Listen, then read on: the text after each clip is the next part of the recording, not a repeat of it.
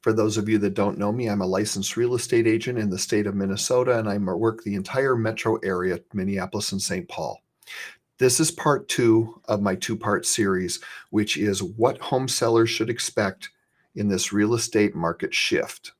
Things are changing. I think most people have noticed that from things they're seeing online and what they're reading in the newspaper. But I wanted to target home sellers specifically to give you some information and give you some insight of what's going on right now. There are several things that you need to do that you have to be more aware of than maybe you were this time a year ago. With the market shift, even though we're low on inventory, we still have a lot of buyers who are kind of like, not sure because the interest rates are going up. So you have to be very aware of how they're feeling as a home buyer to make sure you best position yourself as a home seller. The first thing you want to do is you want to price the home well. There's no more guessing anymore with regards to, oh, well, we'll just throw it up at this number because we're just going to get multiple bids and it's going to get driven up and on and on and on. Well, those days are kind of over. There's still multiple offers under $400,000, but overall, now we're starting to see more of a balanced market where homes are sitting on the market for 30, 40, 50, 60 days. A balanced market is when we have enough inventory for about 90 days to 120 days. We're not quite there yet. We're still very low in what we have to offer for sale, but the buyer pool has cooled because of the interest rate changes. So it's even more important now that you go back to some of the traditional ideas of real estate. So one of them would be making your house shine. It's very easy to say something like that, but you have to look at it like your home should look as much like a model home as possible.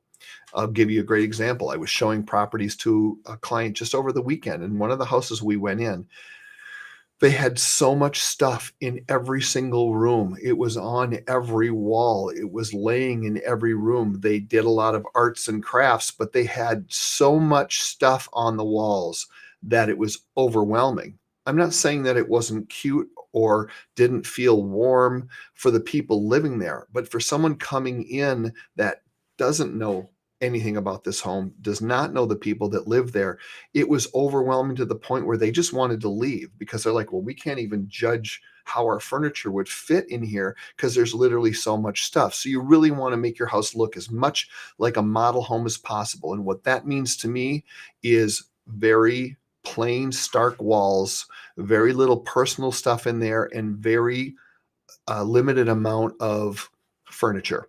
You want to make sure that every single room feels big when you walk into it. You don't want to feel like the room is smaller than it is because the furniture in the room is too big. Fix what's broken.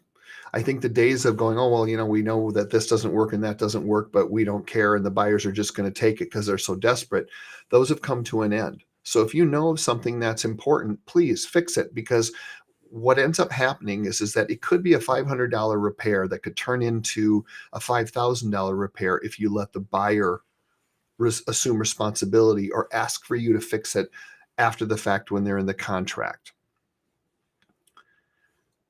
Presentation is everything. For a number of years, it seemed like you could just stick a sign in the yard and people were so desperate to buy the house, the presentation didn't have to be there.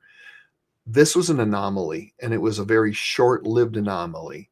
And now that we're shifting back to that normal market, the presentation is truly everything. You have to have top-notch photos. You should have a video of your home. You should have great descriptions and lots of social media presence. The agents like myself should have to work to get your home sold, not just stand there and wait for offers to come in. I haven't changed anything I've done in the last 19 years as far as my follow through. I'm constantly changing, upgrading, and becoming better with my skill level and all the things that I do. But I've always put the very best presentation forward that I could. Some of these houses that I looked at this last week, the photos are horrible. The windows are all blown out. You can't see the room. Everything is dark. They're crooked. They're bad. You've got 15 seconds to make an impression on that buyer of whether they're going to come and take a look at your home or they're not. So you better make sure that you have your act together and have your house looking its very best.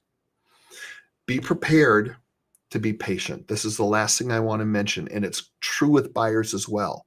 Stuff doesn't happen overnight. There's nothing wrong with your home being on the market for 30 or 40 days. There's nothing weird about that. It doesn't mean that people don't want it. It just takes some time longer for people, buyers, to find the home that they want. They might have started in Roseville and decided, no, we want to live in Golden Valley, or vice versa.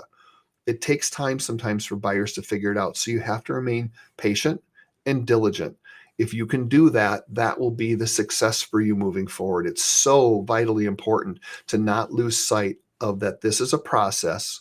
It's a marathon and not a sprint. And as long as you're getting really good feedback from your agent and weekly updates talking about, things they're seeing online and how your ads are performing, and the feedback from the buyers, as well as all the other stuff that's rolled into it, it should give you a really good sense of calm, because you are in the middle of it, you're on top of it, and you know what's going on, which is something you should expect all the time anyways. You shouldn't be held in the dark, not having any idea what is going on with the sale of your property.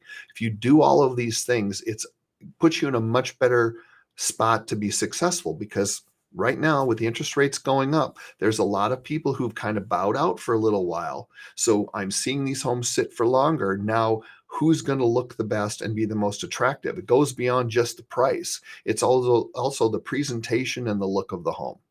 I can't stress to you enough how important all of these factors are, and how they become even more important as we move forward. There's a lot more to share with you, but I wanted to give you a rough overview of a few things that I feel are important. If you have questions and you want to know anything, please don't hesitate to reach out. My name is Tom Sommers, Sommers. You can Google me. I'm everywhere. You'll have no problem finding me. Reach out. I'll be happy to answer any questions you have. And of course, for all of you wonderful people that are a subscriber to my YouTube channel, and all of my followers on Facebook and all the other socials, when you see one of these videos, as I always say, please, if you know someone that could use this information, share the video. I appreciate it. You guys have a wonderful week.